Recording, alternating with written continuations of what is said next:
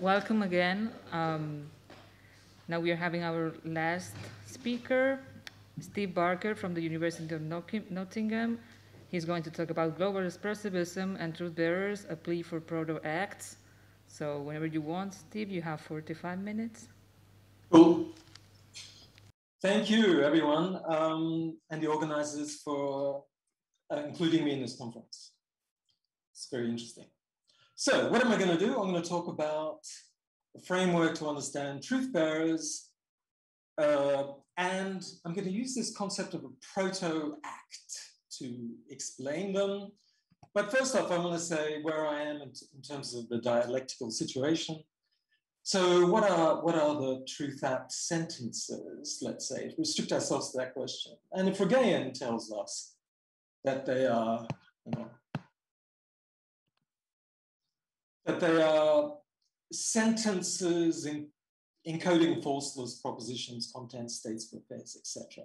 Something separate to this thing that they call force. And I don't like that view. I think lots of people don't like that view. Why? Well, all sorts of reasons, but I don't think there's any tenable concept of what encoding or expressing in whatever sense a proposition or a content or a state of affairs is that's going to do the job. So I don't like that view.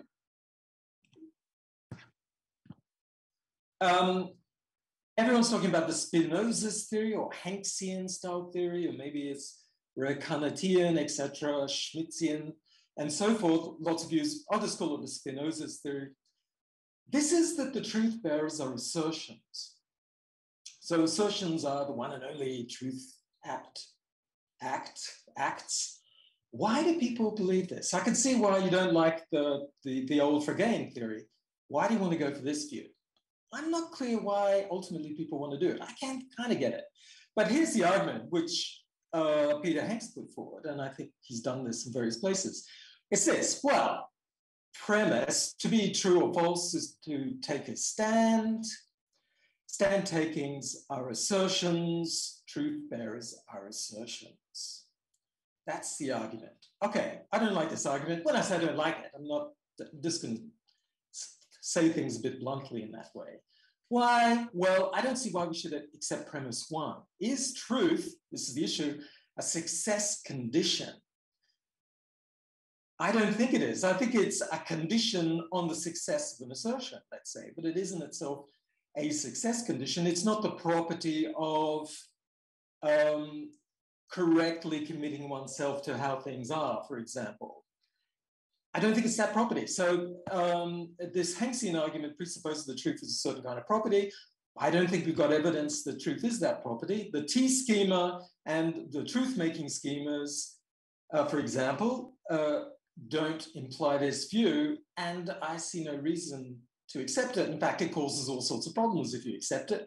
What's the problem?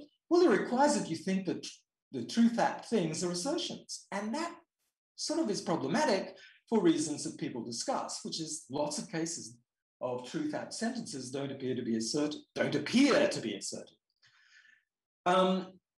Now, people try and bring in some sort of machinery to explain that in terms of cancellation, etc., etc.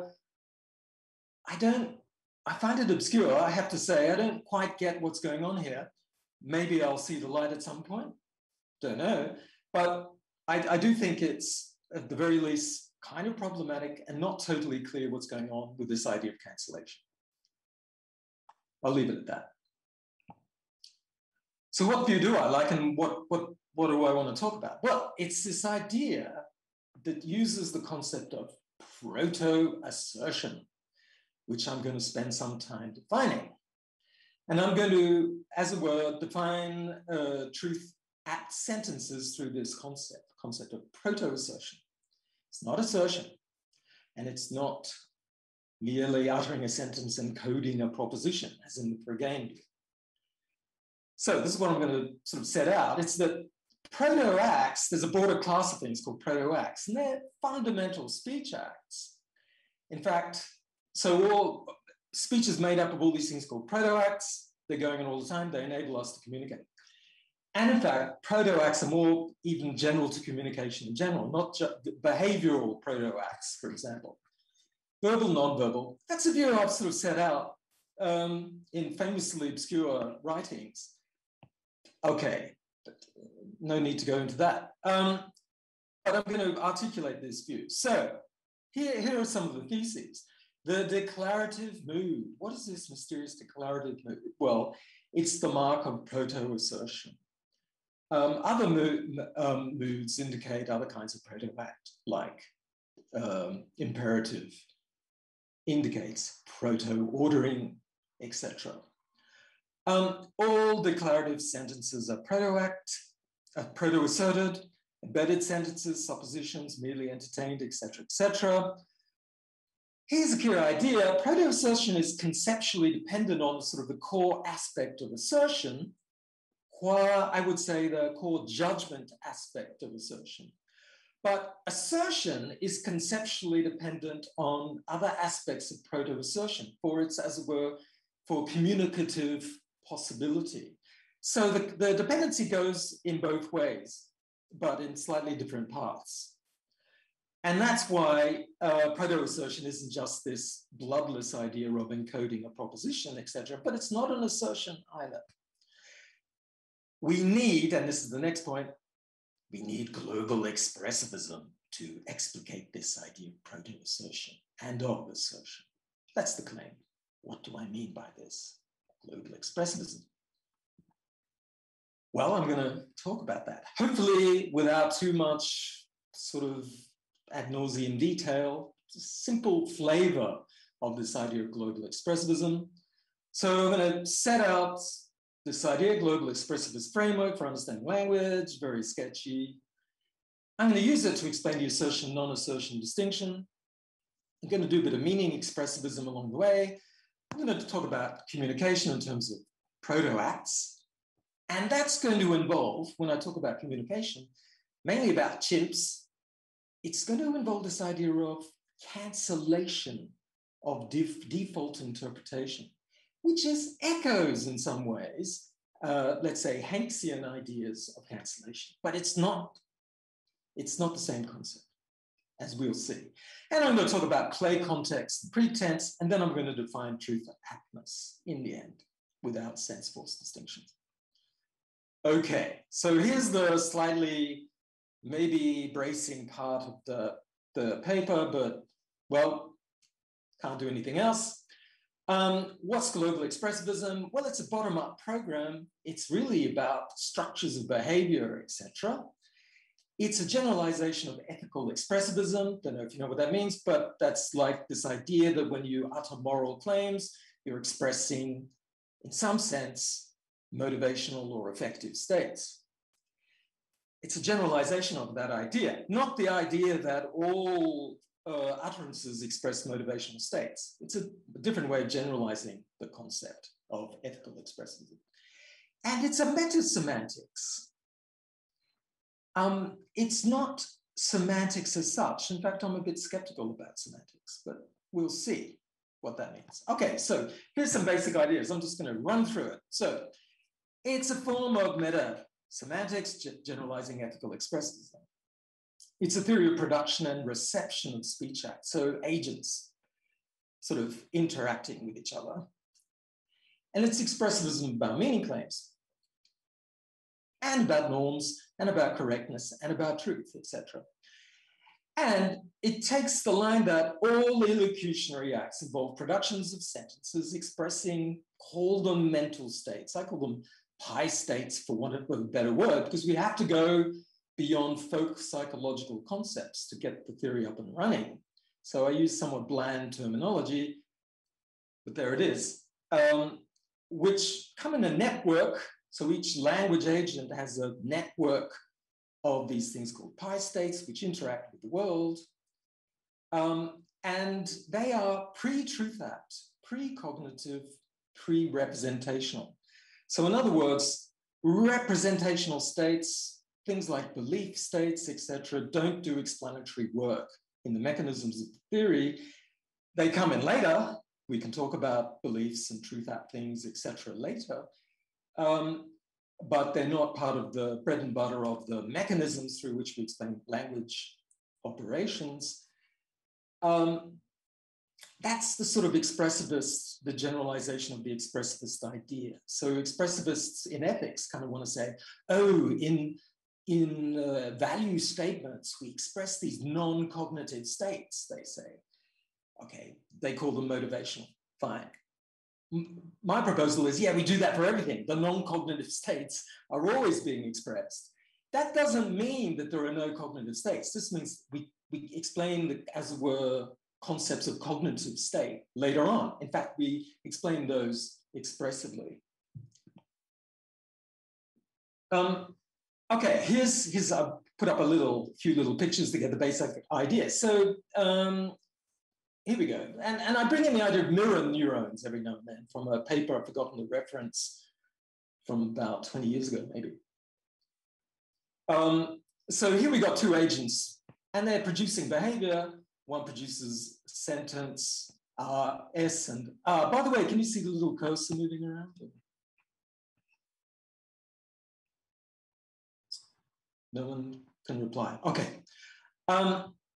So you've got language production systems on this side, on the left side, and you've got language processing systems on the other side, which are, and their inputs are word patterns, etc.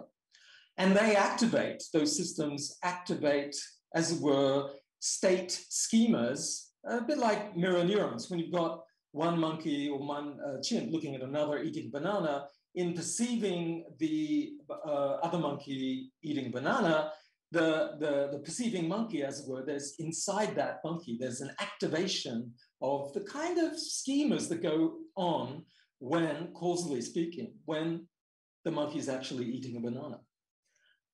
So I think something like that is endemic to what's going on in production speech and processing speech. How do you understand what I'm saying at the moment? I just mean the English. The answer is it's a subdoxastic, subpersonal capacity that's happening. It's utterly automatic. In fact, you can't stop it happening. This is the language processing system in operation.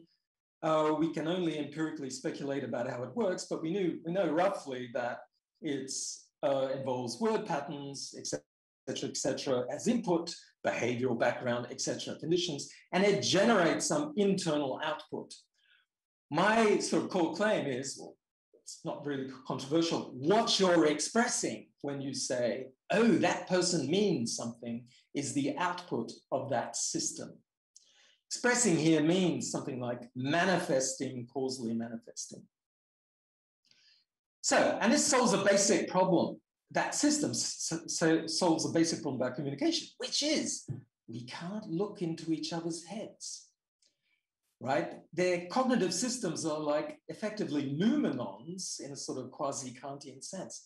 They're beyond the phenomenal world. We can't, as it were, perceive those things. So how do we break out of our internal noumenons?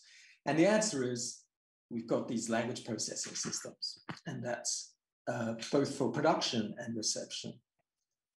Okay, so we're just building on this sort of idea in setting up global expressivism. Now, global expressivism is totally programmatic.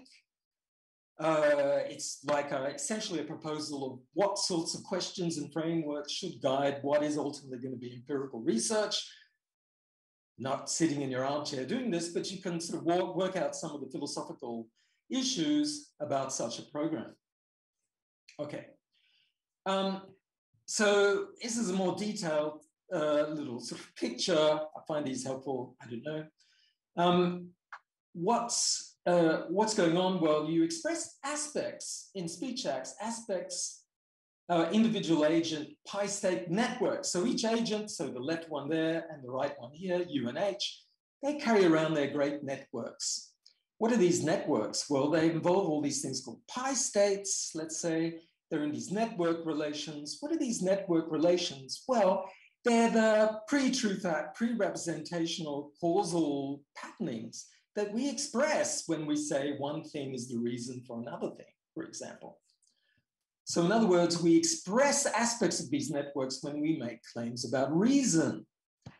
The speaker has a language production system, an LP system and an LPE, language language processing expression system and a language production system. And that's how you, as it were, get to S, and that's how you get to interpretation. And these things, the networks are interacting with the world. There's the world down there. And they do through pathways that are like what underlies perception, underlies motivation or affect, underlies what we do when we manipulate things.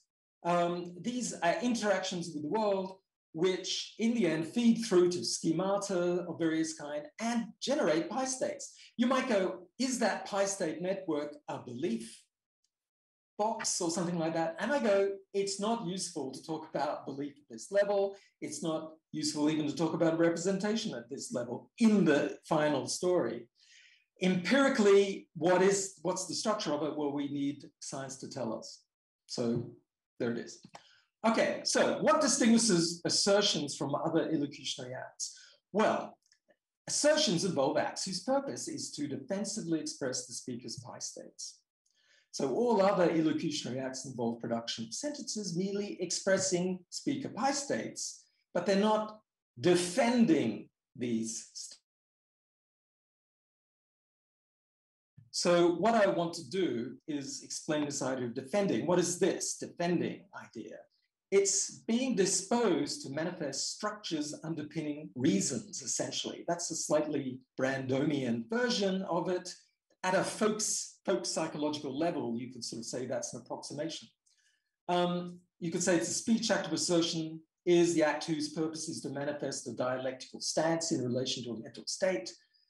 Okay, something along those lines. Again, folksy, intentional, idiom, etc.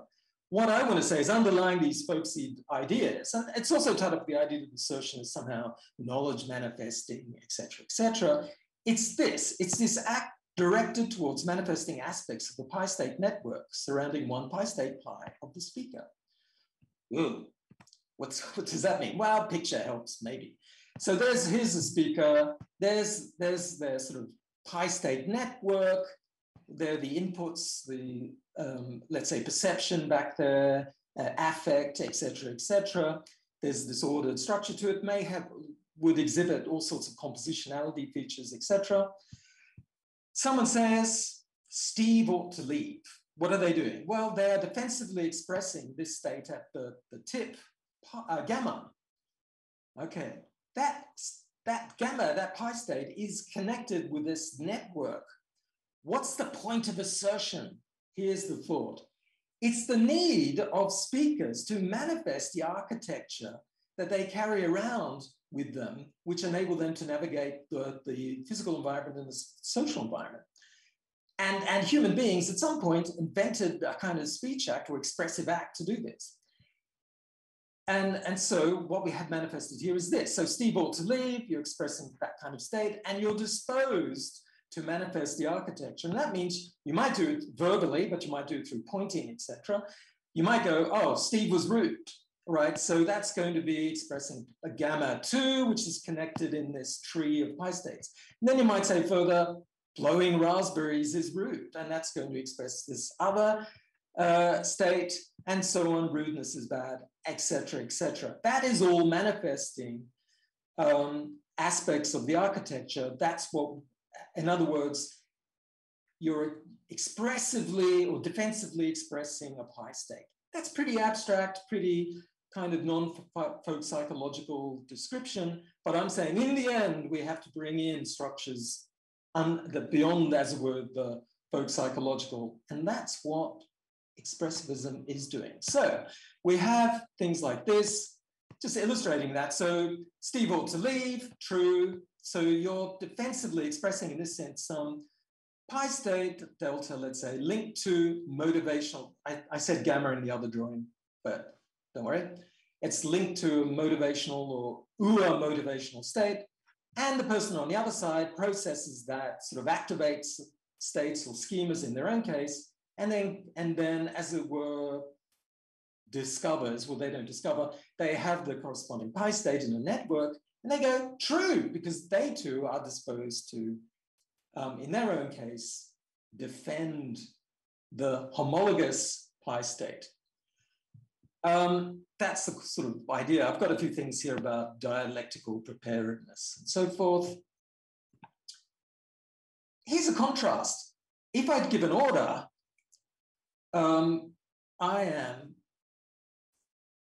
may have very similar mode of pi state involved, may have the same pro attitude to an action or action schema or to the pi state that would be deployed in stating what this action is. So, as it were, both assertions of the form Steve ought to leave and remove Steve or Steve leave involve same underlying pi states which are linked to motivation. But what's the difference? Well, in this one, you're defending it, whereas in this one, you're merely expressing it. And that's the difference between what we call an assertion and an order. Assertions are very democratic things. They involve, as it were, in effect, inviting others to reject, as it were, your stance. In other words, and that's what you're doing when you are manifesting a defensive disposition. Whereas orders are just autocratic in this sense. They're just expressing the pi state, in this case, one linked to motivation, and the audience, as it were, insofar as there's an authority structure involved, as indicated there, they, as it were, just assimilate the state in their own case, or rather what they process to be that state through their language processing system. And then they develop the motivation if they follow the order, which is they literally have the attitude to remove Steve, to put it in slightly mixed theoretical and folk psychological terms. Okay, that's sort of clear, but not all assertions are have motivational states involved. They can also have states like in causal statements, like what characterizes our concept of causation? Well, in the end, it's the fact that we go around manipulating things when we're babies. So when you're a baby, you bang things and smash things and so on. You're grasping, in the end, causal concepts through manipulating things in the world. So that's the nature of causal assertion. So when I say this caused the break, what I'm doing is defensively expressing a pi state linked to agent manipulative capacities. And then your audience, as it were, responds to that, and so forth. So, bold hypothesis about illocutionary acts and mental states. It's very simple. Here's the idea. There's the truth act, speech acts, and called the mental states, and there are the non-truth act. So here's the claim. Judgment, assertion, and belief are all on one level. They're all explicated in terms of defensively expressing pi states. So judgment is more or less utterance of an internal sentence, let's say, defensively expressing a pi state, even if just to yourself. Assertion is the public production of that. Belief is a disposition to do that. Or it ultimately has that as its engine or core, a disposition to defensively express. You don't find beliefs down at the level of pi states. That's the pre-truth act, pre-cognitive. You don't even find desires there, technically speaking. You find affective states. On the right-hand side, we have orders, optatives, implicatures, wishes, etc., etc. What are they doing?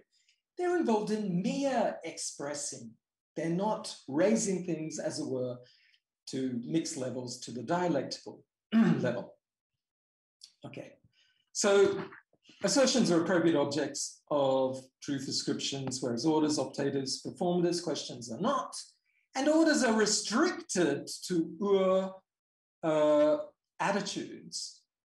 I say proto-attitudes, that's mixing the term a bit. That's why they're more restricted, orders. Peter Hanks was talking about that question of restrictedness, limitedness. That's my take on what it is. All the variety in the different kinds of non-truth act speech acts comes with the different structures in the kinds of pi states and the interactions of the world involved in each case. Okay, first part over. I think I got about 17, 18 minutes. Second part.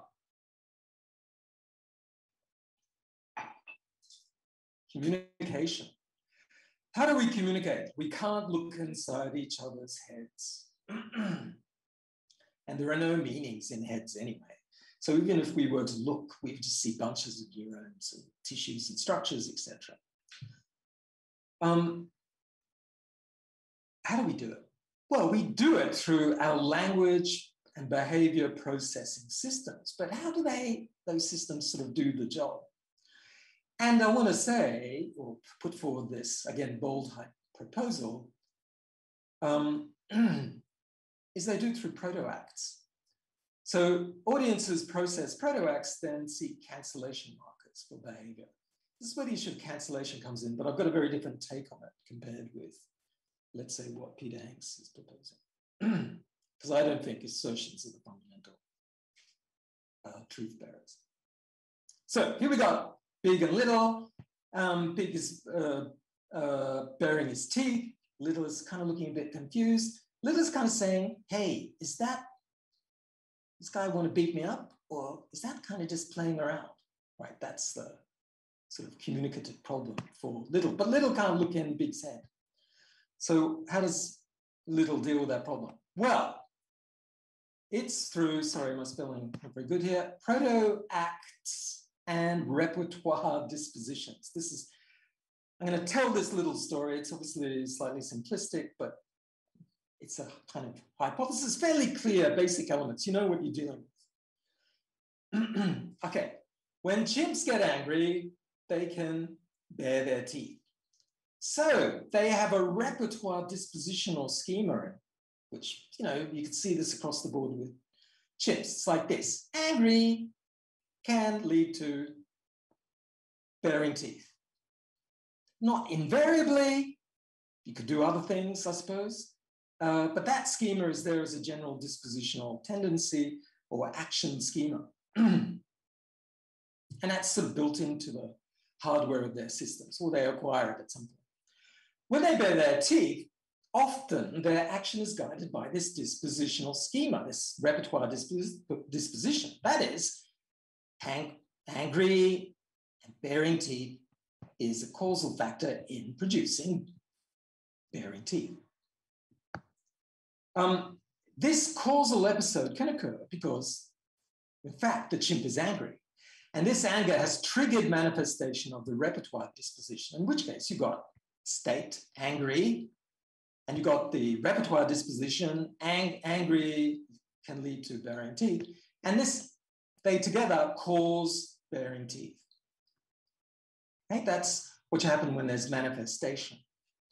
But there's also guidance, because the baring teeth is only happening in part because of they've got this repertoire disposition. But sometimes you get just the first path of causation, that is the guiding aspect, but without the manifesting. So in other words, there's no anger, but there's a baring of teeth happening. And this has been caused in part by this repertoire disposition schema. That's a causal factor in why this is happening, right? But there's no anger, right? So in other words, you go offline, as it were, in that sense. It's not a manifestation because there's an angry state. It's rather, and this is a sophisticated thing animals start doing at some point, right? The repertoire disposition is autonomous from manifestation. It's just doing a job causing behavior, right? So let's go back to Little's predicament. Big bares his teeth to Little. Is Big, what's the actual, so there is in fact definitely a causal path going on in Big, which is angry, the repertoire disposition leading to baring of teeth. So, and because he's a good behavioral processor, little mirror neurons, remember, Little's B processing, behavioral processing system activates an action schema. Angry, baring teeth, baring teeth. So in other words, that's their sort of activation, which underlies their perception of what big is doing. But little has an interpretive problem. And this is how little would do it if he was a sort of cognitive scientist who could introspect, et cetera, but he can't. But so we're anthropomorphizing them. Big angry, or is big playing? In other words, is this pure guidance? Is this just behavior produced by the repertoire disposition, but there's no manifestation? Or is there manifestation? Scenario 1, big just stares menacingly, so with the baring of the teeth. Little's behavior processing system activates angry, definitely know this is happening, or sorry, the homologous state. Angry, so blue means activated in Little's head, as it were. Angry, fixed state, that's guiding fixed stare behavior, right? Okay, so in other words, Little has activated angry, baring teeth, producing baring teeth, and angry can produce fixed stare, it's causing fixed stare. So it's confirmation for Little of manifestation, because it's got two, as it were, proto-acts. Well, ultimately they're called proto-acts, but two activations of repertoire dispositions producing behavior. So Little system derives pi state, phi angry, that is, it's his little token that in the end is how underlies his conceptualization of big. Phi angry, that generates a pi state linked to motivation, and Little runs away.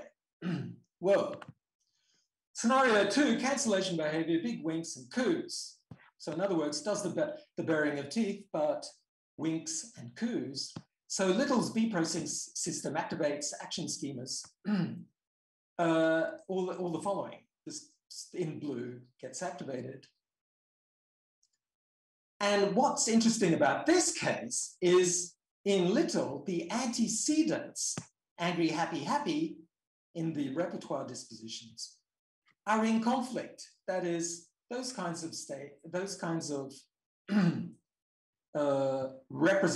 not representations, but activation states, I suppose, is another way of putting it, would normally causally exclude each other. So phi happy, so as it were, Little has to make a decision, which one, or if any, is operative.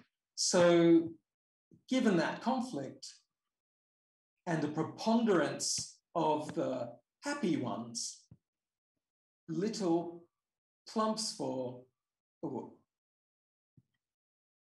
how to put this, phi happy outweighs phi angry.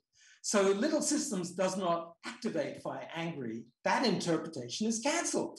So in other words, in working back from the effects to the causes, as it were, given the set of behaviors that Little is presented with,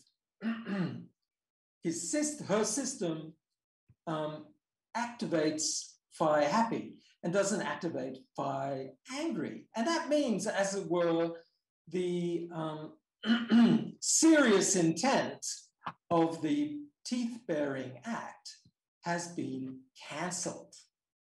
So there's a proto-act there, but the serious intent, that could normally, in other words, manifestation, that could accompany it, has been cancelled. And then at that point, big and little can play together. And there's playing. You could define playing. I won't do it. I'll just zoom on. So speech act communication is just like this. Bold hypothesis. It involves proto-acts and cancellation. So production of external and internal speech works through repertoire dispositions from In the case of assertion, from expressive dispositions to production of words. So we have there on the left, DEF, pi, arrow, S, etc. That's just summing up this repertoire disposition, which is if U's system is disposed to defensively express pi, with a sentence, she may produce S as a result of that disposition. That's as part of her repertoire. And these are individual dispositions of speakers, but conspecifics for languages massively share structural homologous, that's a word, repertoire disposition systems. In fact, my assertion, that's English, when I'm listening to some people speaking, involves me defensively expressing a pi state rooted in activation of my repertoire dispositions, as it were, that underlie my ability to speak English. Okay, we can now define proto-assertion. A repertoire disposition, there it is, def pi arrow to S, can cause production of S in two ways.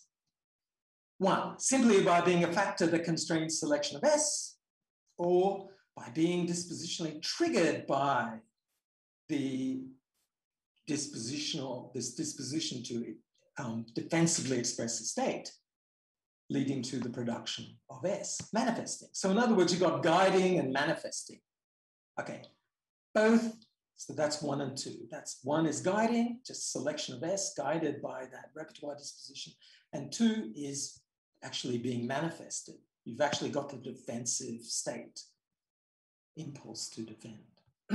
Both are present in assertion. But sometimes there's just the first way, 1, the guiding way.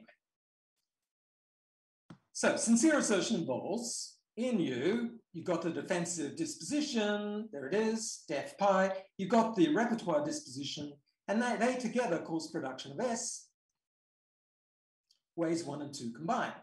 And there's no cancellation behavior. So in other words, not doing something funny, like winking when you produce the sentence, the world is going to end in 10 minutes, right? You don't, whatever.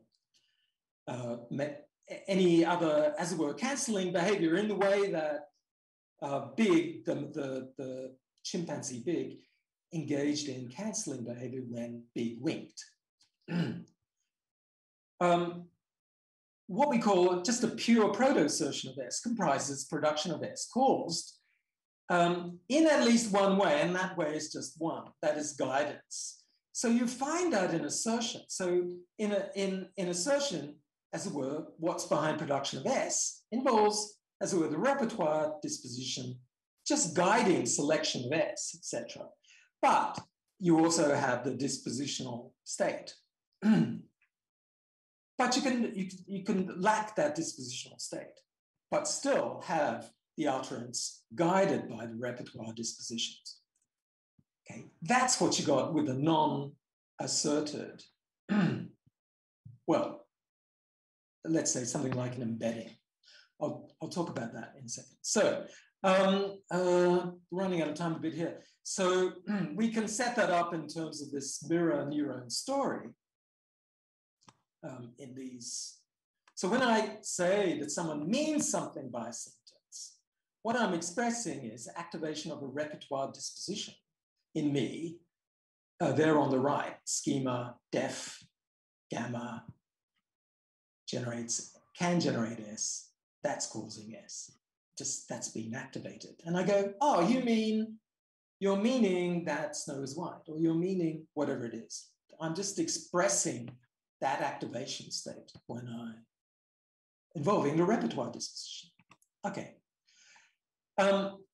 So you've got full-blown assertion, which is both manifestation and guiding occurring with the repertoire disposition.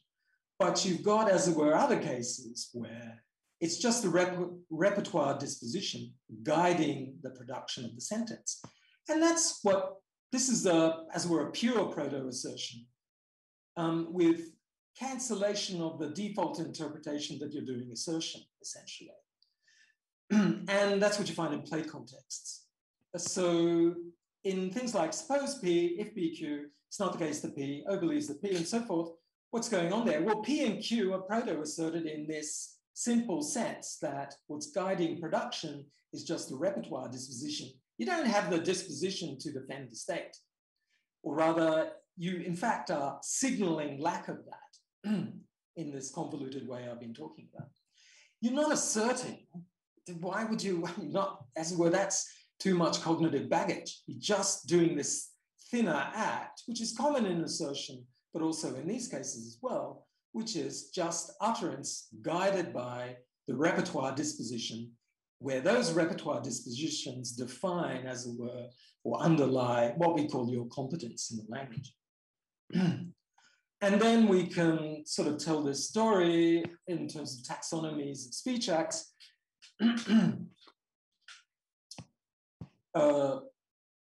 As I suggested or said before, proto-assertion is what you always do with a declarative sentence, right? That's kind of the defining speech act of a declarative sentence.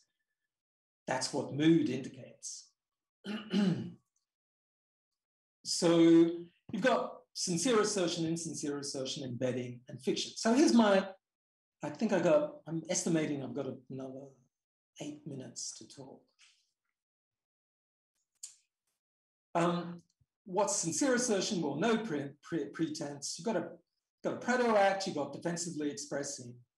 Pi, you've got no cancellation of default interpretation. You're not winking or doing something funny. Insincere assertion, that involves pretense. You've got a proto-act, but you lack the defensive orientation. So you just got the pure guidance aspect of the causation. You're just producing S as being, has the repertoire disposition behind it. You lack the defensive state, but you've got no cancellation of default. So in other words, you're looking serious, et cetera, et cetera. So the chimp, as it were, being looking at you, goes for the default interpretation, which is you're manifesting. That's insincere assertion, but it's assertion.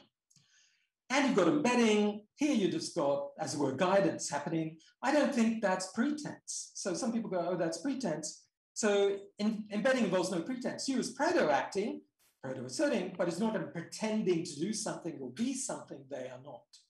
It's just cancellation of the default interpretation.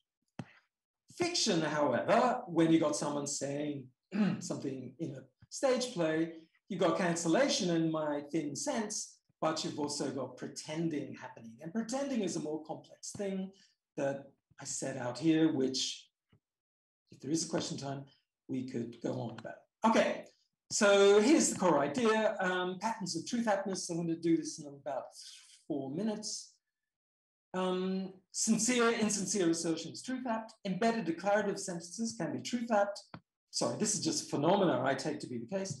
Fictional utterances, say an actor saying our fears in Banquo stick deep. It's not truth apt. What about performances, indirect speech acts, and irony? Okay, I can use proto-acts. This is what happens in performatives. I use a proto-act, I proto-assert, I hereby name this ship Pinafore, but I've cancelled and I'm doing something, using that proto-act to do something non-assertoric, in effect. I proto-act when I say proto-assert, but not assert, I proto-assert. You will be on that train tomorrow at 6 a.m., but cancellation, doing something else, expressing an attitude. And Boris is visionary. Okay, theatrical thing, still proto-acting, but playing around. None of these are truth act. What then is? So proto-assertions in irony, fiction, performatives, indirect speech acts, etc., proto-assertions layered in further non-defensively expressive interpretations. That's why they're not truth act. A truth act sentence is a proto-assertion lacking any further non-defensive expressive goal, lacking these further interpretive clothing, you might say. And you could say, summed up, a truth apt sentence is a proto-asserted one. That is an assertion-ready proto-assertion. It's ready to go to put into assertion. There's no further layering of interpretations on it, as you find in, let's say, performatives, which are not truth acts.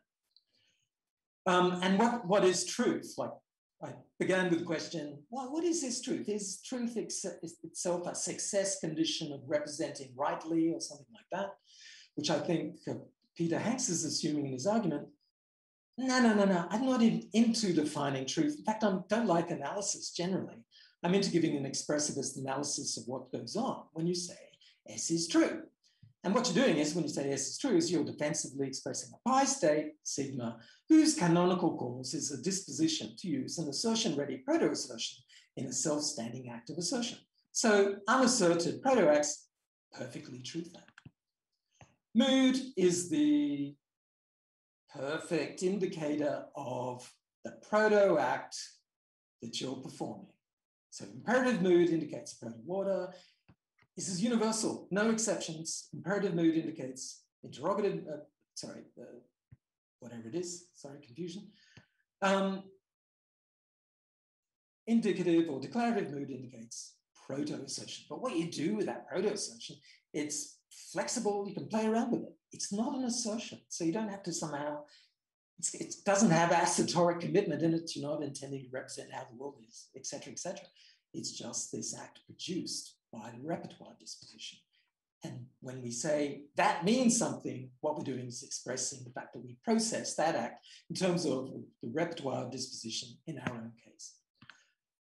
Okay, so overall, final slide, penultimate slide actually. There is no false content distinction in reality. I think that's really part of the metaphysics of meaning. In fact, I'm inclined to think that semantics is to some degree kind of mode of metaphysics about the nature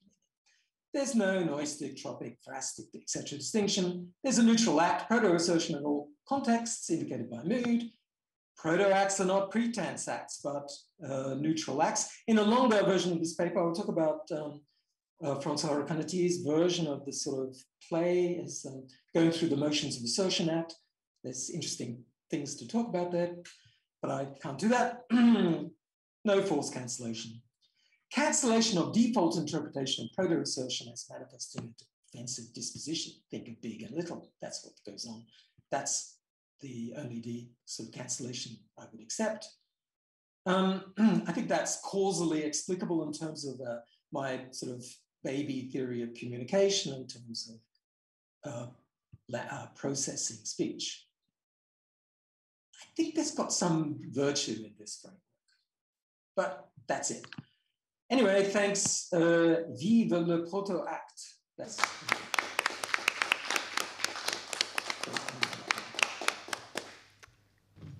Hi. Steve, hi. Thanks for the talk. That was fascinating. Is there any place in your system for something like Phrygian thoughts or contents or propositions? I was looking out for that, and I didn't see that anywhere in your theory. No, there are no such things as contents like along the lines of... Good, great question. So here's my position. Yeah, there are contents, there are meanings, there are assertions, etc., etc. But there's just no theory about what these things are constituted by. There's no, as it were, science of representation. So I believe in representation. And you go, well, what's your explication of representation? And the answer is, I don't analyze it. I don't think you can naturalize it. But I'll give you an expressivist account of what goes on when you say, oh, that represents that. These tree rings represent, the age of the tree, etc. So in other words, instead of giving analysis of what meaning is or meaning is constituted by, or meaning the same is constituted by, etc., you give expressivist analysis of what goes on when you talk about these things. But I don't think that commits you to any nihilism about meaning or propositions. Propositions in the sense of truth-bearing things, like thoughts, as you suggest. So there's a way in which you can say there are propositions, right? And that's something you can say, and maybe it's true, but you're going to explain what's going on there by giving your expressivist account of what I'm doing when I say there are propositions. Yeah. Right? Instead of coming up with a metaphysics of what those things are or something. That's right. Okay, that's very helpful. Perfect. Yeah, thank you. Summing up. I'm trying to see an image of people that I'm currently lost. Do I stop share? Anyway, I'll just fly on instruments. Yes? Hey, Steve, thanks so much. Hi. Two questions for you, neither of which is meant to be very deep, but one of them is your notion of expression seems pretty broad insofar as I think you glossed it as just a matter of manifestation of an internal, or at least a psychological state.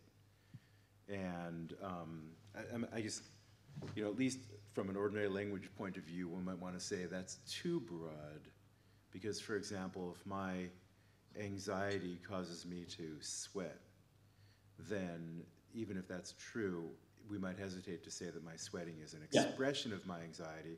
I'm happy with the idea that my sweating is a manifestation of the anxiety, but you might be tempted by the idea that to be an expression, it's got to be somehow more in the game of communication, so that, tears might be an expression of sadness because, as a matter of human evolution, it might be the case that they were designed to do a certain job, or scowling's an expression of anger because, here's just an empirical claim about the evolutionary etiology of scowling as a facial expression, is that it was designed to telegraph my affective state. So am I right to think that, at least for your purposes, you don't feel any need to fine-grain it in such ways to distinguish between manifestation and expression? I'm not saying you should, as just in a quest for kind of getting a sense of where you're coming from. Very good each question to raise. I think you have to fine-grain it. So what's it going to be? Well, I take to be the relevant sense of expressing. It's going to involve these processes involving repertoire dispositions. Whoops. Oh, he froze. He's thinking. Yeah. Hi, Steve, you froze. I don't know if you can hear us. No. Okay, I'm going to write to him. It's like Socrates, mid-thought. Come back a week later. That might have been... We lost you, Steve, we lost you for the last 30 seconds. So maybe you could start your answer again, if that is possible. You froze up. He's frozen again. Dang.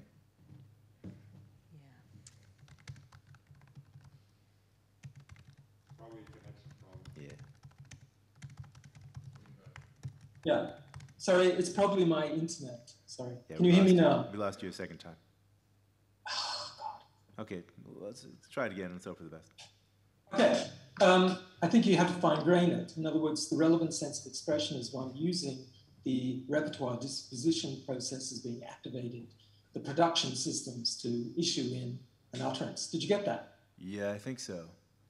So in other words, when I go, it's hot now, or the internet is playing up, that's an utterance that's been, as it were, caused through the engagement of repertoire dispositions, etc., and purposeful restriction of cancelling behavior, etc. But, right. Okay, my point is just that seems like a fine graining, but at least I would tend to think that that's a bit revisionary relative to the way we normally use the notion of expression. Oh, good.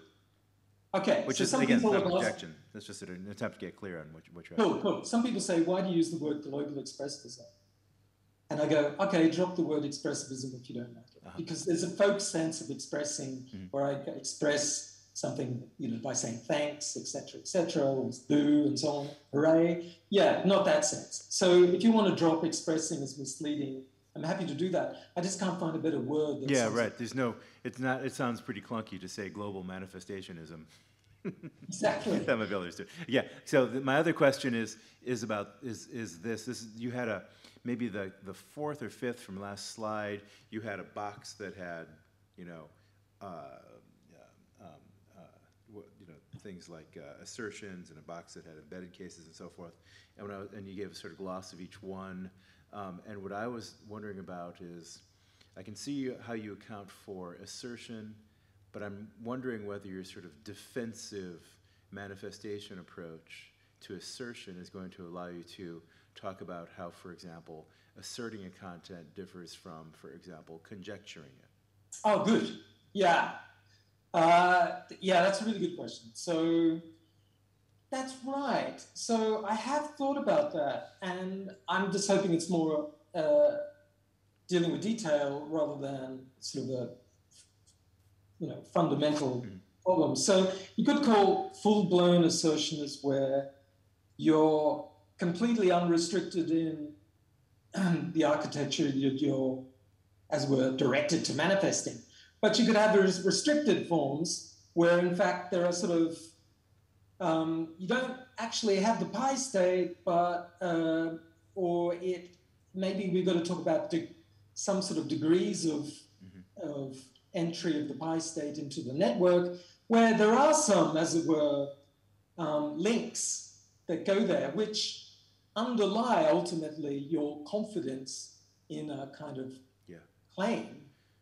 For example, you could be I might be confident, conjecture, global, proto-acts are the basic acts of communication, so conjecture. Fair enough, but it seems like, wouldn't you want to also reach for different ways of understanding the notion of defense?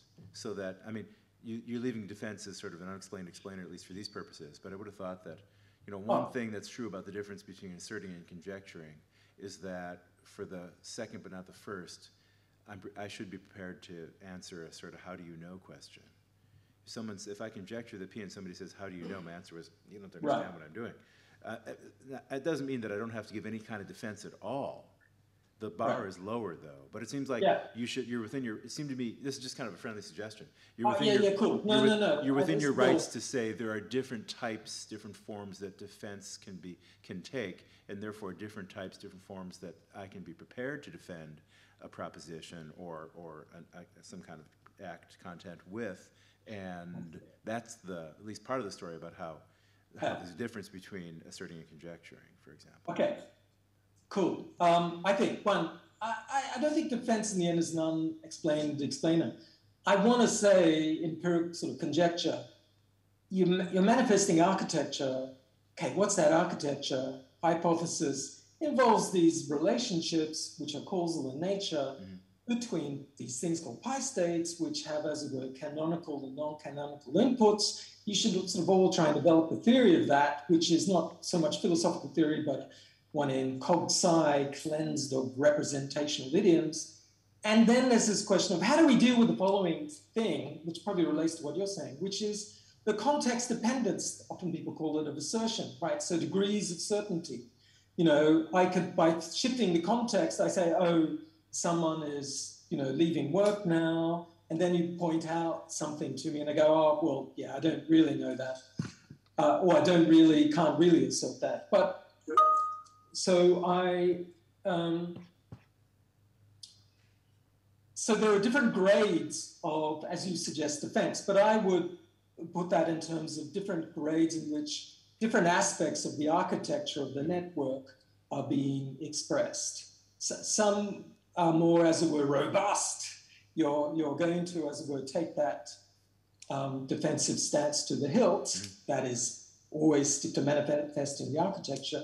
Others are less robust. I think that robustness degrees of robustness might also be in the case of so-called faultless disagreement, where someone goes, oh, Vegemite is tasty. And then we get into an argument about Vegemite, I don't know if you know what that is tasty. And I kind of just sort of give up at some point. We both give up.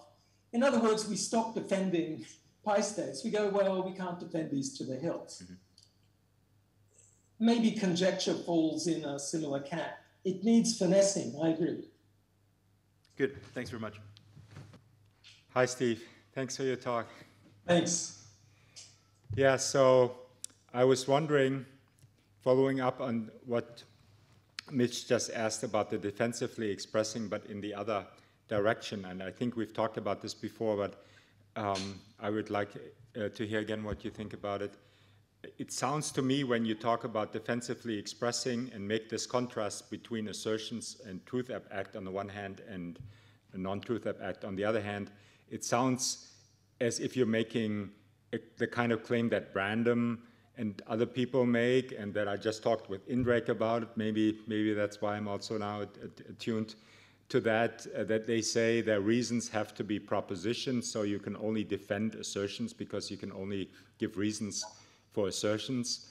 And personally, I'm always somewhat amazed how philosophers so cursorily, seems to me, dismiss whole swaths of discourse, how we actually talk, because it seems to me we do give all sorts of what I would call practical reasons when you ask for why should we do something, or why to do something, why go for a walk, and you might to get some fresh air,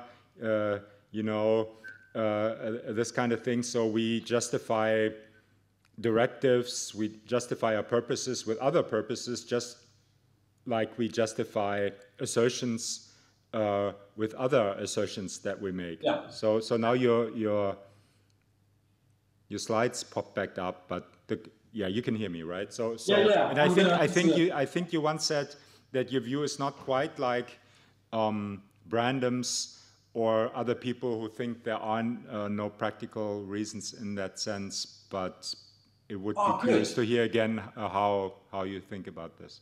Cool. Good. So I kind of agree with you and sort of disagree, kind of. So Brandam, I think Brandam's giving us an approximate refined folk psychological, folk pragmatic concept of assertion. But it's problematic for the reasons I think we've said. Well, I think it's problematic because, as it were, we give reasons for assertions and beliefs. And so what are they doing in Brandam's theory? It seems to be circular in some sense. And I also agree with you, what you said as well. We also give reasons for non-belief states, for desires, etc. I agree with that. So where do I come into this? I say, look, Brandam, I'm not a Brandamian. I think Brandam's giving a sort of folk, pragmatic, psychological approximation to, as it were, what's really going on. What's really going on is when we have to drop idioms of folk psychology, etc., and start postulating structures, as it were. And here's my little drawing of sort of these structures. So we have to go full-blown theoretical, and we have to say, well, look, there are these I states, and they form a network, and I think you might like this part, some of the canonical causes for these things are perceptual-like states, and others are affect-like states, others are manipulative states, activities, etc. But I don't think you find reasons here. There's no reasons at this level. Reason is what we get at the phenomenal level when we start using symbolic language and we say, oh, you've got a reason for that, or believing this or desiring this is a reason for this. And that's what you're doing there, is expressing aspects of this architecture, expressing in my technical kind of sense of expressing. So I kind of not signing up to Brandam. I think other people approaching assertion are kind of getting on to the flavor of it. In other words, they have the right intuitions. I'm explaining their intuitions. As well. So I'm more into explaining intuitions that we have about assertion than explaining assertion. I'm more into explaining folk semantic intuitions than trying to develop the folk semantic concepts into a full-blown semantic theory. In the way that we take folk concepts of motion and force and develop them into a physics. I kind of going to go, no, we're not going to do that for the folk psychology, folk pragmatics, folk semantics, etc. Rather, we're going to tell an expressivist theory about why we have the intuitions we have about assertion, etc. And Brandam is an intuitive, sophisticated intuitionist in the sense that he's taking folk psychological concepts and trying to build a theory about the essence of assertion out of these intuitions. But I think it's problematic, and for the reasons just indicated, including the fact that I think desire states can also be reasons for assertions, etc. I hope I'm answering your question. Thank you. No, it was helpful. Yeah, well, so it seems that Thanks, Mike. there are no more questions, so maybe we should thank Stephen again, and I guess that's it, right?